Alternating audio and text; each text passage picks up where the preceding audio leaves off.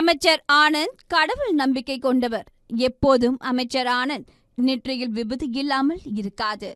அதேபோல் முக்கியமான நாட்கள் அன்று அமைச்சர் ஆனந்த் அம்மன் கோயிலுக்கு செல்வது வழக்கமாம்.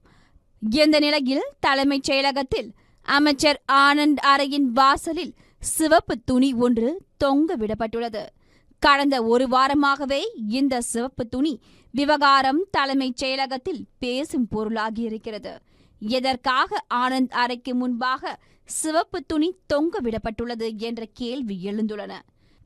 இது தொடர்பாக தலைமைச் செயலக வட்டாரங்களில் விசாரித்த போது காவிரி நதிநீர் விவகாரம், மேகதாது விவகாரம், விவசாயிகள் பிரச்சனை என்று தொடர்ந்து வருகிறது.